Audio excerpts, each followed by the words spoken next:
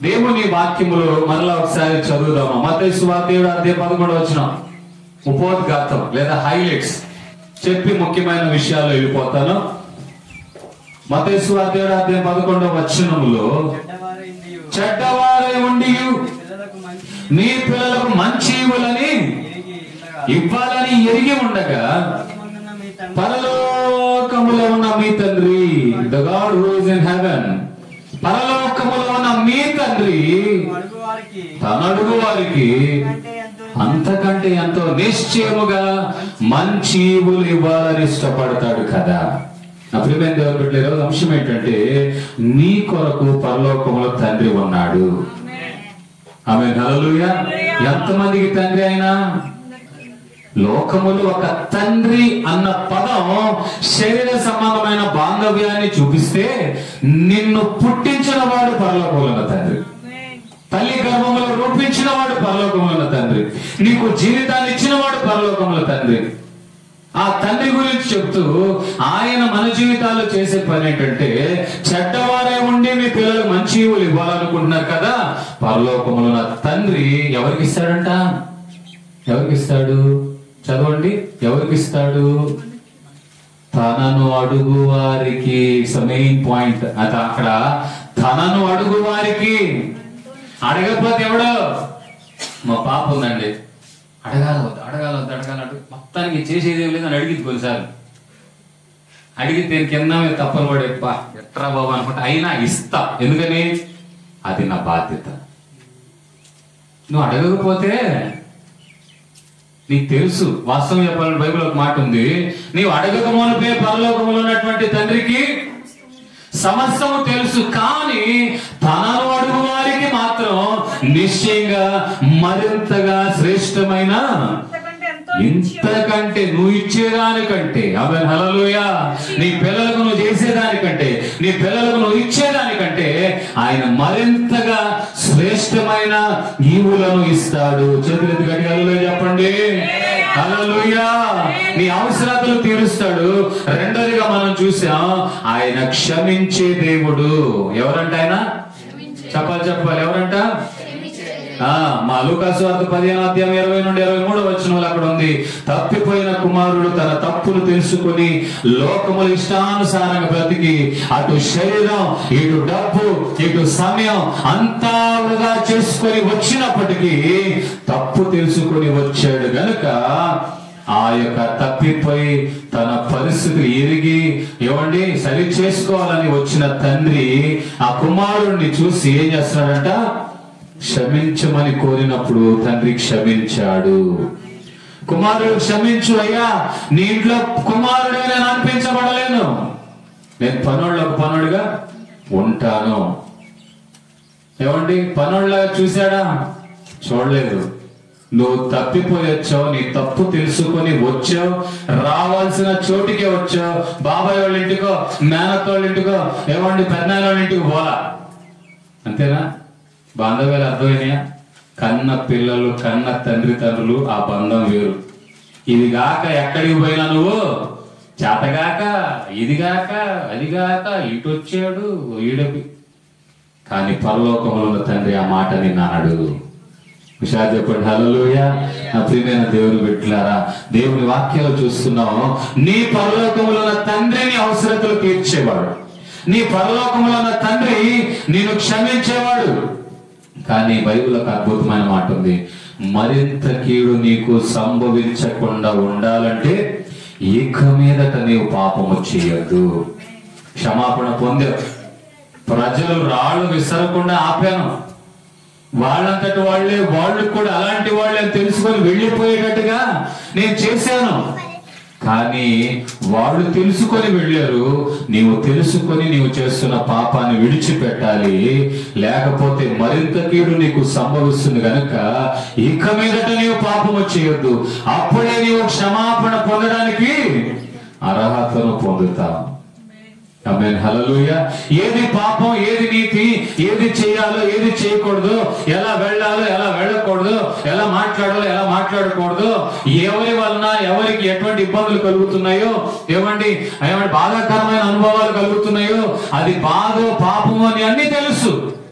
కనుక నీవేం చేయాలంటే మరింతగా నీకు కీడు సంభవించకుండా ఉండాలంటే పాపము చేయకుండా దేవుని దగ్గర పొందిన క్షమాపణను నీవు కాపాడుకుంటూ వెళ్ళాలి. విషయాలు చెప్పండి. హల్లెలూయా. ప్రియమైన దేవుని బిడ్డలారా, మూడోదిగా మనం చూస్తున్న హెబ్రీయుల పత్రిక 12:6 దేవుడు గద్దించినప్పుడు లోబడాలి. విసుగకుము, గద్దించినప్పుడు విసుక్కోవద్దు. ఎవరిని ప్రేమిస్తాడో దేవుడు వారిని గద్దిస్తాడు. హుషారు చెప్పండి. హల్లెలూయా. ప్రభు గద్దించినప్పుడు నీవు విసుక్కోవద్దు, ఎందుకంటే ఆయన నిన్ను గురించి విసుక్కించుకోవట్లేదు కాబట్టి. ఆమేన్. హల్లెలూయా. ఎన్నిసార్లు చెప్తున్నారు అనుకో, పిల్లలు ఎట్లా విసుగొచ్చేదే రాదా, కానీ ఆయన విసుక్కోడు. మనకు విసుగొచ్చింది అనుకోండి, ఏం చేస్తాం? మనం పట్టించుకోమో, ఇష్టం వచ్చినట్టు బాగుతామో, కొడతామో.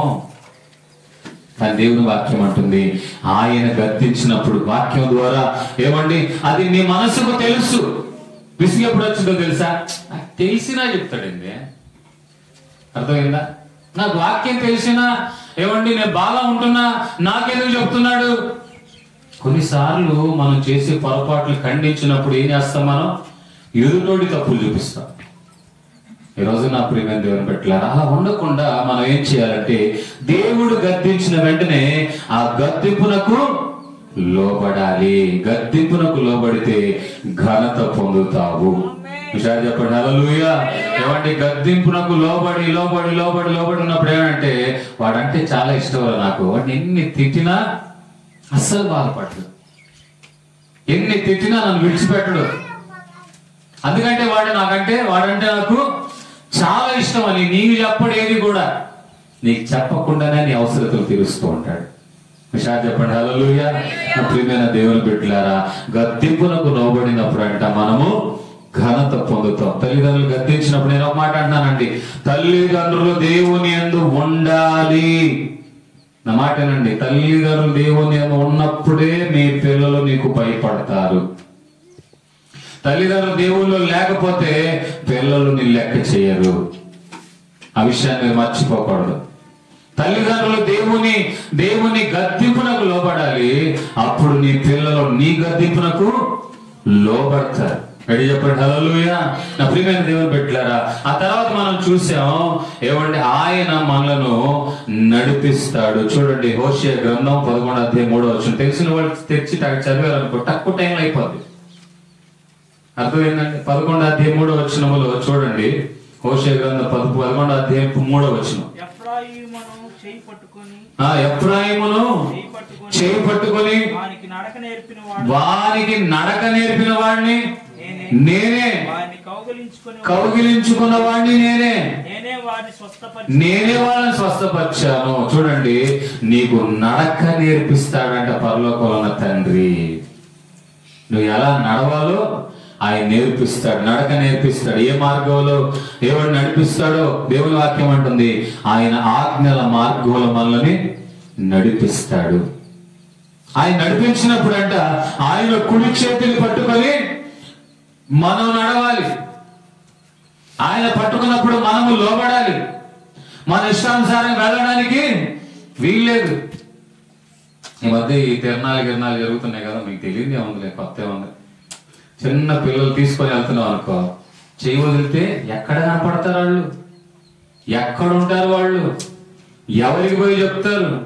అక్కడ బోలని వాళ్ళకి తెలుసా? మైకులో చెప్పేవాళ్ళు బోలని తెలుసా? ఆలోచించండి ఒకసారి. ఈ ప్రపంచమే ఏమండి భయంకరమైన లోకంగా ఇక్కడ కనబడుతుంది.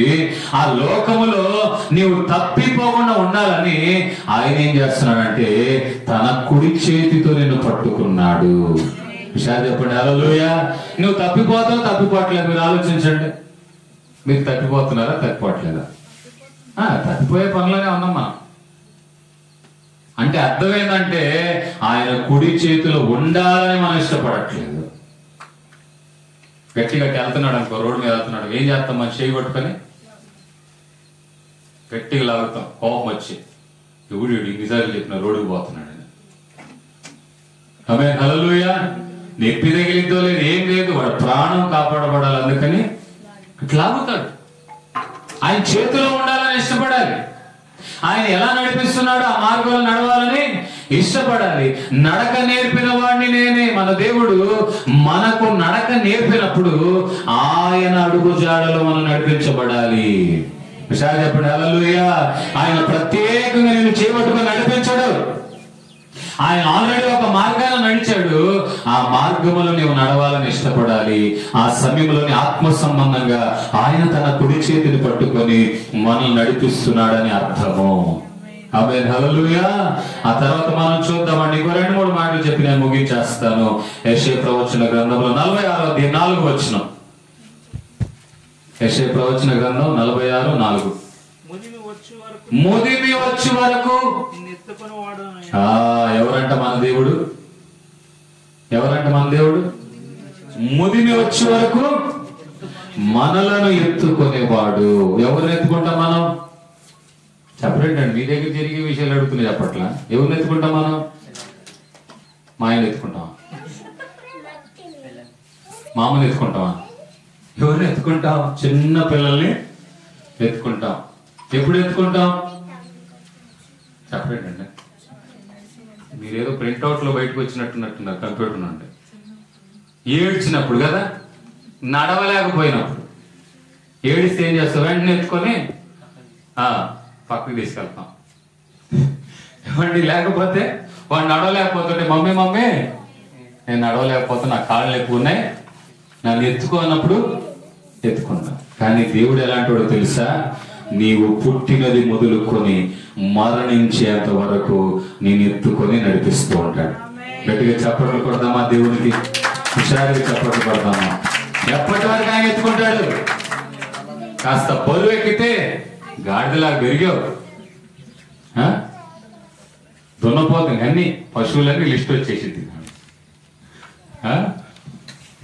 దింపమని అంతవరకు దించి వాడు నడిచేంత వరకు తిడతానే ఉంటాం. ఈ ఎత్తుకునే దానికంటే ఈ తిట్లే భరించలేకపోతామని అడుగుతున్నాడు. ప్రియమైన దేవుని బిడ్డలారా, మనము ఆరాధన చేస్తున్న దేవుడు ముదిమి వచ్చే వరకు నేను ఎత్తుకుంటాడు. ఆమేన్ హల్లెలూయా. మరి నీవు ఉంటున్నావా ఆయన కౌగిల్లో? ఆయన ఎత్తుకున్నప్పుడు ఉంటున్నావా? అర్థమైందన్నమాట. ఆయన ఎత్తుకొని నడిపిస్తున్నాడు అన్న సంగతి నీకు తెలుసా? మన ఇష్టానుసారంగా బ్రతకడానికి వీలు లేదు. క్రైస్తవ జీవితం, ఆత్మీయ జీవితం మనకు నచ్చినట్టుగా ఉండడానికి వీల్లేదు. ఆయన ఒక మార్గాన్ని ఏర్పాటు చేశాడు. ఆయన పరలోకంలో ఉన్న తండ్రిగా నీ ప్రత్యేకతను తీరుస్తున్నాడు, నేను క్షమిస్తున్నాడు, తప్పుదారిలో వెళ్తున్నప్పుడు గద్దిస్తున్నాడు, నీకు నడక నేర్పిస్తున్నాడు. అలాంటి అనుభవాలలోనే ప్రతి ఆత్మీయుడు నడిపించబడాలి. ఆమేన్ హల్లెలూయా. నేను క్రైస్తవుడిని, నేను చిన్నప్పటి నుండి అదే పేరు పెట్టుకున్నానంత మాత్రాన క్రైస్తవుడు కాలేవు.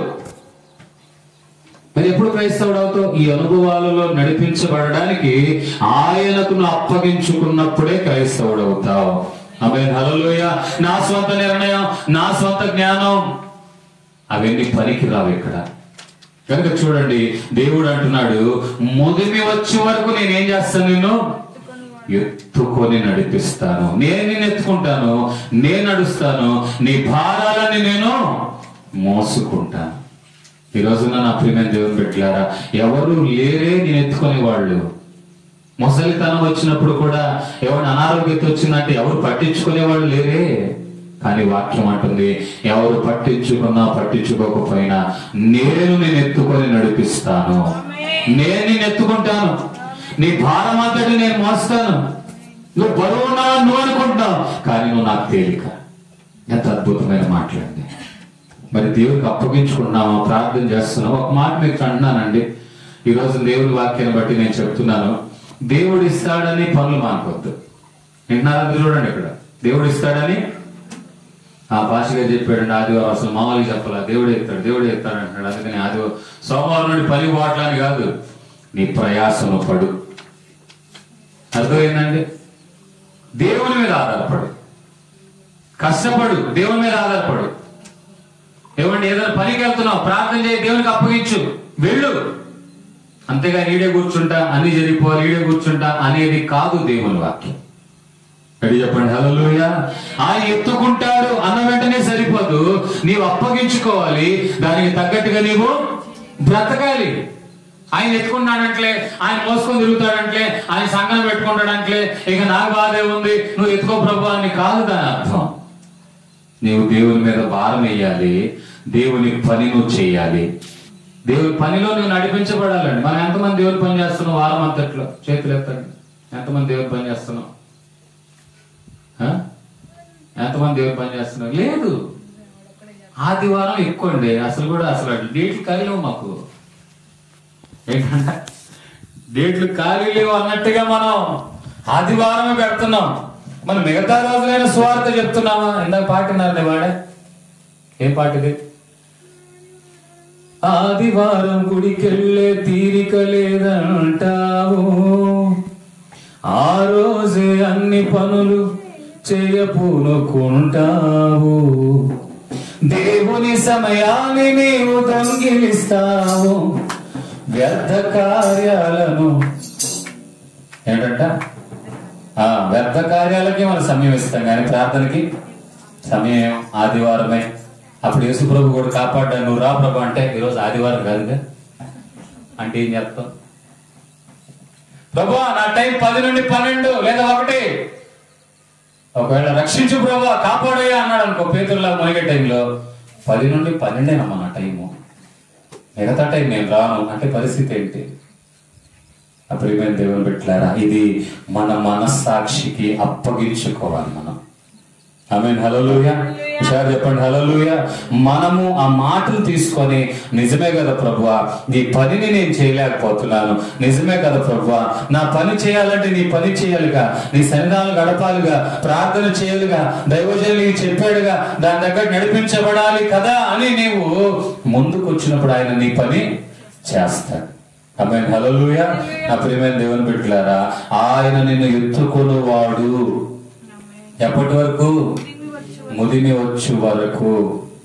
మనల్ని ముదిమి వచ్చే వరకు ఎత్తుకుంటున్నాడంటే మన బాధ్యతలన్నీ ఆయన వహిస్తున్నాడు.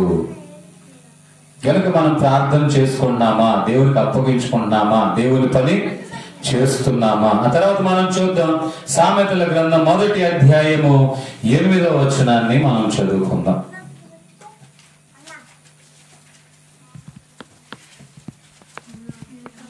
1వ అధ్యాయము 8వ వచనం.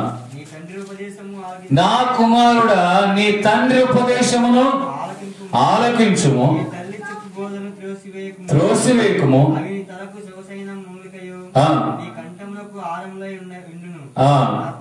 చాలండి. ఏంటంటే నా కుమారుడా నీవు నీ తండ్రి ఉపదేశము. ఆమేన్. హల్లెలూయా. తండ్రి ఉపదేశం అంటే ఏంటి?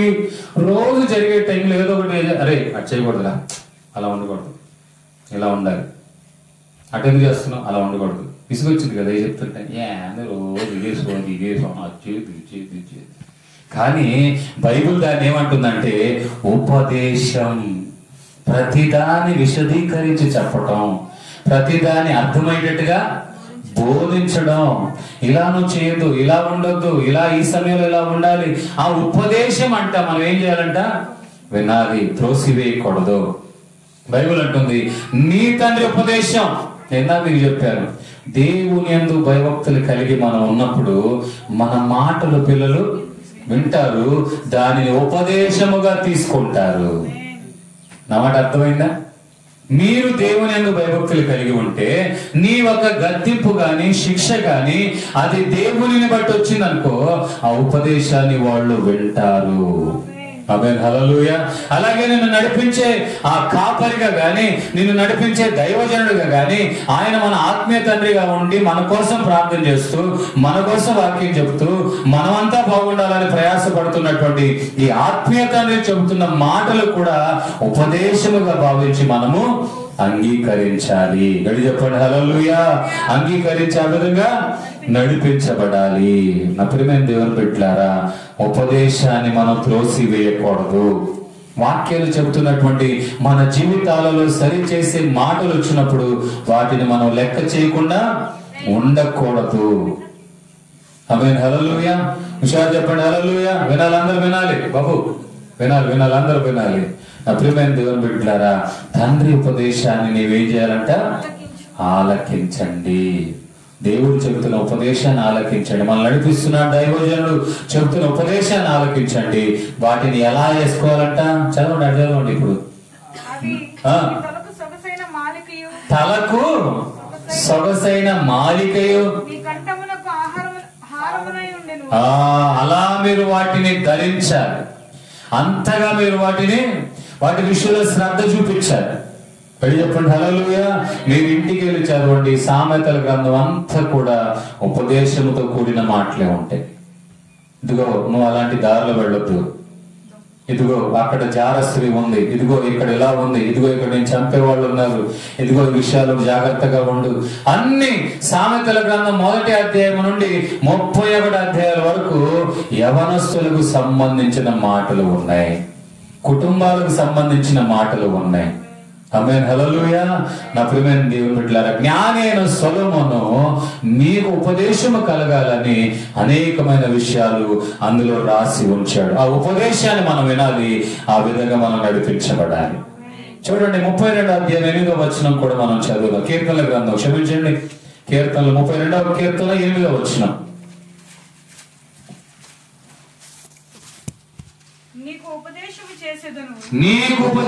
చేసేదను, నీవు నడవలసిన మార్గమును నీకు బోధించెదను, నీ మీద దృష్టి ఉంచి నీకు ఆలోచన చెప్పేదను. చూసారండి, మరలా చక్కగా చదువుదో, మెల్లగా చదువుదో. నీకు ఉపదేశము చేసేదను, నీవు నడవవలసిన మార్గమును నీకు బోధించెదను, నీ మీద దృష్టి ఉంచి నీవు నడవలసిన మార్గాన్ని చెప్తాను, నీ ఉపదేశాన్ని చెప్తాను. ఆ తర్వాత ఏమంటున్నాడు? బుద్ధి జ్ఞానం లేని గుర్రముల వలనైనను. చాలండి నా ప్రియమైన దేవుని బిడ్డలారా, ఆయన ఉపదేశము చేస్తాడు. నువ్వు ఎక్కడ వెళ్ళాలి, నువ్వు ఎలా నిలవాలి. ఈ లోకంలో మీరు చూడండి, ఏదైనా అడ్రస్ అడగాలన్నా వాళ్ళు చెప్తారు, బాబు ఇటు వెళ్ళండి, ఇటు ఎడమ వైపు వెళ్ళండి, చక్కగా వెళ్ళండి, అక్కడ ఒక ఇల్లు ఉంటది, ఆ ఇంటికి ఒక స్టార్ ఉంటది, అదేనయ్యా యేసు ప్రభు నమ్ముకోను పలానోడు ఇల్లు. రోడ్డు మీద వెళ్తున్నావు అనుకో, విన్నాను మాట వినండి, కాసేపు వినండి, అయిపోతుంది, కాసేపు వినండి, ఏం లేదు, మిమ్మల్ని ఇబ్బంది కూడా పెట్టను. రోడ్డు మీద వెళ్తున్నావు అనుకో, స్పీడ్ బ్రేకర్ వస్తుంది అనుకో, ఖచ్చితంగా ఏముంటది? ఒక గుర్తు ఉంటుంది.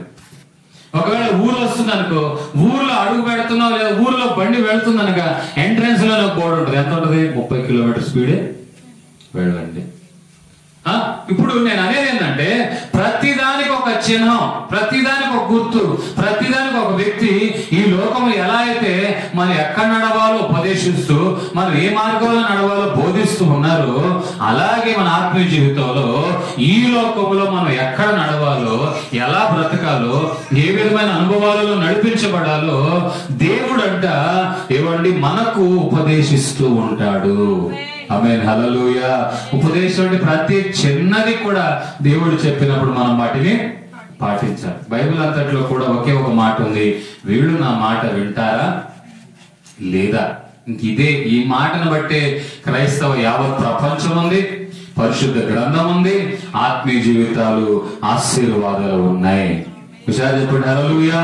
నా మాట వింటే మీకు అంతా మంచి జరిగింది, నా మాట వింటే సమస్తాన్ని సమకూరుస్తారు, నా మాట వింటే మిమ్మల్ని తలగా ఉంచుతాను, నా మాట వింటే నువ్వు అడిగిందల్లా ఇస్తాను. అంటే అర్థం ఏంటంటే, ఒక్క మాట వినే వెనక ఇన్ని ఆశీర్వాదాలు దాగి ఉన్నాయి. ఆమేన్ హల్లెలూయా. మాట అంటే ఏంటి? ప్రతి చిన్నది కూడా ఆయన మాటే. ఇది వద్దు అన్నాడంటే ఇది ఆయన మాటే. ఆమేన్ హల్లెలూయా. నా ప్రియమైన దేవుని బిడ్డలారా, ఆయన మాట వినాలి. ఆయన తండ్రిగా మనల్ని బోధిస్తాడు, ఆయన తండ్రిగా మనకు ఉపదేశం చెప్తాడు, ఆయన మనం నడవాల్సిన త్రోవను మనకు బోధిస్తాడు, మనల్ని రక్షిస్తాడు, మనల్ని కాపాడుతాడు. నా ప్రియమైన దేవుని బిడ్డలారా, మనం దేవునికి అప్పగించుకోవాల్సిన బిడ్డలుగా ఉండాలి. ఆశీర్వాదాలు మనం కోరుతాం, ఆశీర్వాదాలు కావాలని ఇష్టపడతాం, వాటన్నిటికంటే ఇవి కూడా కావాలి. ఆమేన్ హల్లెలూయా. ఈ రోజు దేవుని వాక్యాన్ని బట్టి మీకు చెప్తున్నాను, ఆశీర్వాదాలు ఉన్నాయి, వాగ్దానాలు ఉన్నాయి, అబ్బో అద్భుతంగా ఉన్నాయి. వింటుంటేనే కడుపు నిండిపోతుంది, వింటుంటేనే అబ్బో ఏమి నాకు కావాలనిపిస్తుంది. కానీ వాటి ముందు నీవు దేవుని మాట వినాలి, వాటి ముందు నీవు దేవుని ఆజ్ఞను వినాలి, వాటి ముందు ఆయన ఆజ్ఞల మార్గంలో నడవాలి. వాటి ముందు నువ్వు ఎంత శ్రద్ధగా అయితే అడుగుతున్నావో అంత శ్రద్ధగా దేవుని విషయాలలో కూడా నీవు ఉండాలి. ఆమేన్, హల్లెలూయా. వన్ వే ట్రాఫిక్ కాదండి ఆత్మీయ జీవితం. వింటున్నారా? వన్ వే ట్రాఫిక్ కాదు. మనం అడిగే పనిలోనే ఉండాలి, మన అవసరత తీర్చుకునే పనిలో ఉండాలని కాదు, కానీ మనం అడిగే వాటితో పాటు ఆయన అవసరతలు కూడా మనం తీర్చాలి. అవసరతలు ఏంటి? నువ్వు ఆయన సన్నిధానానికి రావటం. ఏమండి అవసరత ఏంటి? నీవు ఆయన సన్నిధానం గడపడం. అవసరత ఏంటి? నీవు ఆయన సన్నిధానంలో వాక్యం చదవటం, వినటం. ఈ అవసరాలు నీవు ఆయన తీర్చగలిగితే ఆయన నీ ప్రతి అవసరం తీరుస్తాడు. ఓపిక లేవటం, వాక్యం చదవటం, ఉదయం లేయటం, లేదా పడక మీద ఉన్న మోకాల మీద ఉన్న వెంటనే ప్రభువా అని ప్రార్థన చేయటం, ఇవన్నీ వాస్తవంగా నీ అవసరత కొరకే, కానీ అది ఆయనకు కూడా అవసరమే. అర్థమైందండి? ఆయన కోరేది అదే. నీవు ఆసక్తిగా ప్రార్థన చేయకపోతే, ఆసక్తిగా దేవుని దగ్గర రాకపోతే పరలోకంలో ఉన్న తండ్రి నీ అవసరతలు తీర్చడు. గడి చెప్పండి, హల్లెలూయా. ఈ మధ్య చూసాం కదండి, ఆ కొడుకు బండి అడిగాడు. ఎంత అడిగాడు? ఎన్ని లక్షలు బండి అది? 3, 2, 4 ఏది అంటున్నారు? 3 లక్షల బండి అడిగాడు. 3 లక్షలు అంటే ఓ మధ్య తరగతి ఒక ఆస్తితో సమానం. 3 లక్షలు ఉందంటే చక్కగా మంచి వ్యాపారం పెట్టేసుకోవచ్చు, మంచి ఇది చేసుకోవచ్చు, చాలా ఉంటాయి. అప్పటికి అడిగాడు అని చెప్పి ఏం చేశాడంటే, వద్దురా బాబు అంత డబ్బులు ఏడున్నారా, నాకు రోజు కూలీలు ఎంత వస్తున్నాయి, ఎక్కడి నుండి కట్టాలరా అన్న వినకుండా, ఇప్పిస్తావా లేదా నేను చచ్చిపోతా, ఇప్పిస్తావా చచ్చిపోతా, ఇప్పిస్తా చచ్చిపోతావా అని అతను చెప్తూ ఉంటే ఆఖరికి ఏం చేస్తాడు? తెగించి ఏమండి ఆ యొక్క తనకు వచ్చే ఆదాయానికి మించి ఉన్నప్పటికీ ఏం చేస్తాడు? కుమారుడి సంతోషం కోసం కొనిచ్చాడా, కొనిలేదా? అప్పుడేమైంది దేవుని పెట్టారా? కానీ ఏమైంది అక్కడికి? ఏమైందండి? మరణించాడు, చనిపోయాడు. నేను అనే మాట ఏంటంటే, ఆయన అడుగుతాడు, నువ్వు అడగాలని ఆయన ఇష్టపడుతున్నాడు, కానీ నువ్వు అడిగినవన్నీ ఆయన చిత్తములో ఉన్నాయా? ఇది మనం మర్చిపోకూడదు. ఆమేన్, హల్లెలూయా. విషయాలు చెప్పండి, హల్లెలూయా. పరలోకంలో ఉన్న తండ్రి నువ్వు ఏది అడిగినా ఇస్తాడు. అన్నంత మాత్రాన గొంతమ్మ కోరికలు కోరకూడదు. ఒక చిన్న ఇల్లు అడిగావు, బాగుంది, దాని మానేసి అపార్ట్మెంట్ కావాలంటే ఎటు కుదిరిద్ది? ఎడు చెప్పండి, హల్లెలూయా. బాబు నేను అడవలేకపోతున్నానే, ఆ బండి కావాలయ్యా, ఏదో టీ ప్రభు అంటే, సర్లే నువ్వు అడిగావు కాబట్టి దానికంటే శ్రేష్టమైందే నీకు ఇస్తాను. మన అవసరత తీరాలి అనేటట్టు చూడాలి, కానీ దేవుడు అడగమన్నాడని ఏమండి విపరీతంగా మనం అడగకూడదు. ఒకటి నువ్వు అనుకోవాలి. కొంతమంది అంటారు, నేను ఎంత అడిగినా ఏం జరగట్లేదని అంటారు. నేను అంటున్నాను, నువ్వు అడిగేది ఆయన చిత్తములో ఉందా లేదా? ఆమేన్, హల్లెలూయా. ఆయన చిత్తము లేనిది నువ్వు 100 అడిగినా ఆయన ఇవ్వడు. ఎందుకంటే అది నీకే ప్రమాదం. మొన్న వాడొకడు తాగి బండి వేసుకొని పోయాడు, అప్పటికి యాక్సిడెంట్ అయి పడ్డాడంట. అది పల్సర్ బండి. మళ్ళీ ఈ పల్సర్ బండ్లన్నీ యాక్సిడెంట్లు. నేను చూశాను. స్పీడ్ పోవడం, బ్రేకులు తగలకపోవడం, యాక్సిడెంట్లు అయిపోవటం. అప్పుడు నేను దేవుని పెట్టారా వేగంగా వెళ్ళిపోయి, అప్పటికి తాగున్నాడు, అప్పటికి పెట్రోల్ బంక్ లో కనపడ్డాడు, పోయి గుర్తి యాక్సిడెంట్ అయిపోయి కింద పడిపోయాడు. బండి రోడ్డు మీద ఉంది. ఈలోపు బండి బస్సు వచ్చి ఎక్కించిన తర్వాత ట్యాంక్ దగ్గర అదేమైపోయింది, లీక్ అయిపోయి ఆ స్పార్క్ కి నిప్పంటుకుంది మొత్తం బస్ అంతా. యాడికండి ఒక్కళ్ళు చేసిన పనికి ఎంతమంది చనిపోయారు? 30 మంది. ఒక కుటుంబానికి 4 చనిపోయారు. ఒక కుటుంబానికి సంబంధించి 4 చనిపోయారు. నేను అంటున్నాను, నువ్వు అడుగుతున్నా బాగానే ఉంది, అది యోగ్యమైందేనా, అర్హమైందేనా, అది పనికొచ్చేదేనా? అప్పుడు నేను దేవుని పెట్టలేదు. ప్రతిదాన్ని బాధపడదు, నేను అడుగుతున్నాను, నా పరిస్థితి దేవుడు తెలుసు కదా, నన్ను పట్టించుకోవట్లేదండి. ఎక్కడ పొంత అక్కడే ఉంది. కాదు నువ్వు అనుకోవాలి, అది దేవుని చిత్తంలో లేదేమో. ప్రభా నా అవసరత ఇది, కానీ నీ చిత్తంలో ఏముందో అదే నెరవేర్చు. గడి చెప్పండి, హల్లెలూయా. ముగించేస్తున్నాను. అప్రియమైన దేవుని బిడ్డలారా, యేసు ప్రభు తనను మరణం నుండి తప్పించగలవానికి మొరపెట్టాడంట. అయినా చివరికి ఎవరు ప్రార్థన చేశాడు? నీ చిత్తమే జరిగించయ్యా. గడి చెప్పండి, హల్లెలూయా. ఆయన ప్రార్థన చేస్తే ఖచ్చితంగా ఆయన తప్పించబడతాడు. మరణ పంచులో ఉన్నాడు, ఇంకేం సిలువలో వేస్తారనే టైంలో ఆయన ఏం చేస్తున్నాడంటే వేదనతో ప్రార్థన చేస్తూ, అతనికి ఇష్టం లేదని ఎందుకంటున్నానంటే అది సిలువ మరణం. ఒక మామూలు దొంగలకు, ఒక మామూలు వ్యక్తికి హింసించే ఆ యొక్క శిలువ మరణం కాదు, భయంకరంగా హింసించారు. ఆయన కొరడాలతో కొట్టారు, అలా నెట్టారు, కింద పడిపోయాడు శిలువ మోసుకుంటూ. ఈ భయంకరమైన యేసు ప్రభుకి ముందుగానే తెలుసు. విషయాలు చెప్పండి. హల్లెలూయా. తెలుసు ఆయన నెట్టబడతాడు, తెలుసు ఆయన తలకి ముళ్ళ కిరీటం కొడతారు, కర్ర తీసుకొని ఆ ముళ్ళ కిరీటం మీద కొడతారన్న సంగతి కూడా తెలుసు. వస్త్రహీనుడిగా చేస్తారని తెలుసు. అన్ని తెలిసి ఉన్నప్పటికీ మరోవైపున పోరాడుతున్నాడు. అయ్యా, ఈ పాత్ర నా యొద్ద నుండి తొలగించు. కానీ దేవుని చిత్తం ఏంటి? నువ్వు చనిపోవాలి. ఇది కష్టమైన నువ్వు చావాల్సిందే. ఈరోజు నేను అంటున్నాను, ప్రతిదీ అడిగినవల్లా వస్తున్నాయి, రాలేదు అని బాధ కాదు, కానీ నువ్వు అడగాలయ్యా, నీ చిత్తం అయితే నాకు అది ఇవ్వు. ఆమేన్. హల్లెలూయా. దేవుని చిత్తం చాలా గొప్పది. ఇందాక పాట పాడుకున్నాం, నా యేడ నీకున్న తలంపులు విస్తారంగా ఉన్నాయి. నీ గురించి ఆయన గొప్పగా ఆలోచిస్తాడు. పరలోకంలో ఉన్న తండ్రి ఈ లోకంలో ఉన్న తండ్రి కంటే ప్రతి విధముగా అన్ని విషయాలలో నేను ఆశీర్వదించి దీవించునుగాక. ఆమేన్. అందరూ తలలు వచ్చండి, కళ్ళు